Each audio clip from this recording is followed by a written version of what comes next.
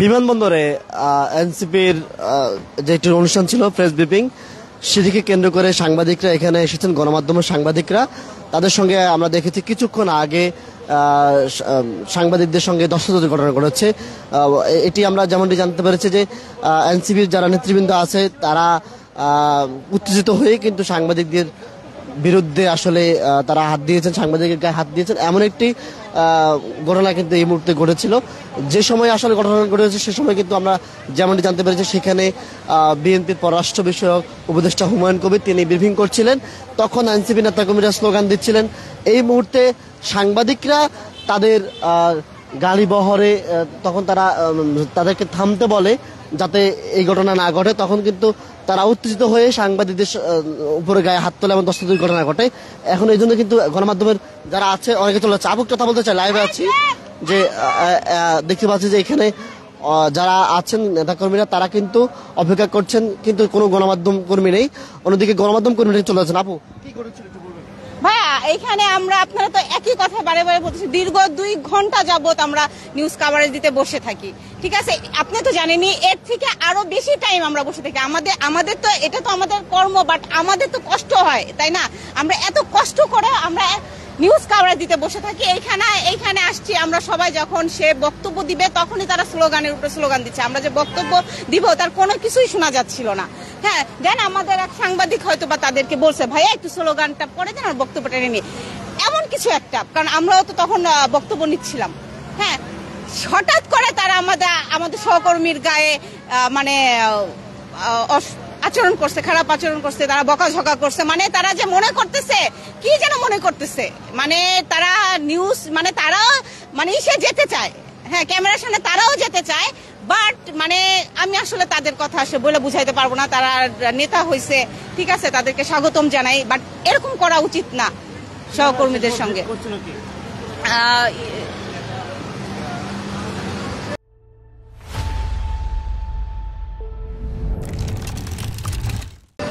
কি জানো,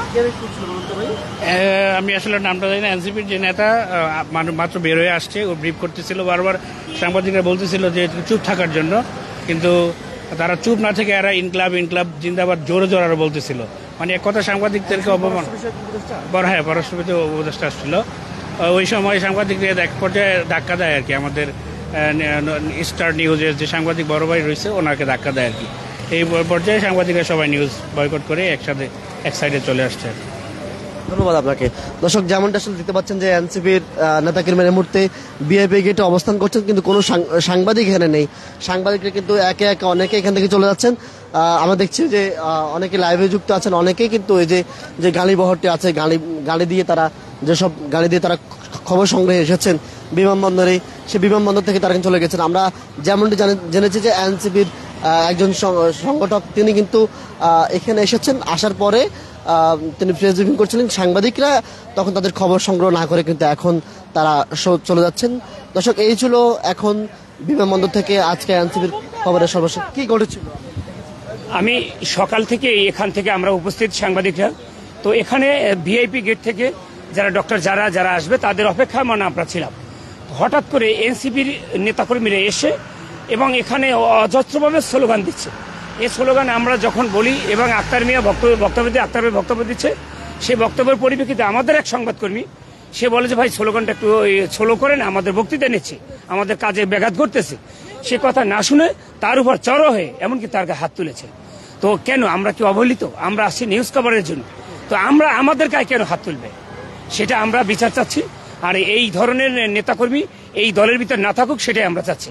তারা যদি ক্ষমা না চায় কি করবেন? ক্ষমা যদি না চায় আমাদের ঊর্ধ্বতন কর্তৃপক্ষকে জানাবো। আমরা জানালে এ ধরনের অ্যাসাইনমেন্ট বা এ ধরনের প্রোগ্রাম আমরা করব না, এটাই বলে দিলাম। ধন্যবাদ। দর্শক, যেমনটা আসলে শুনছিলেন যে এনসিপির প্রেস ব্রিফিং অনুষ্ঠানে এখানে তাসসিম যারা আসবেন এবং আক্তার হোসেন আসবেন, সেই খবর সংগ্রহে কিন্তু গণমাধ্যমের সাংবাদিকরা এসেছিলেন। সেখানে তাদের সঙ্গে কিন্তু খারাপ ব্যবহার করা হয়েছে, জন্য কিন্তু গণমাধ্যমের সাংবাদিকরা এখানে বিভিন্ন মূলধারার সাংবাদিকরা কিন্তু এই যে প্রেস ব্রিফিং অনুষ্ঠানে সেটি বর্জন করেছেন। এই ছিল আমার কাছে আজকে বিমানবন্দর থেকে এনসিপির অনুষ্ঠান এবং তাদের অনুষ্ঠান বয়কটের সর্বশেষ খবর।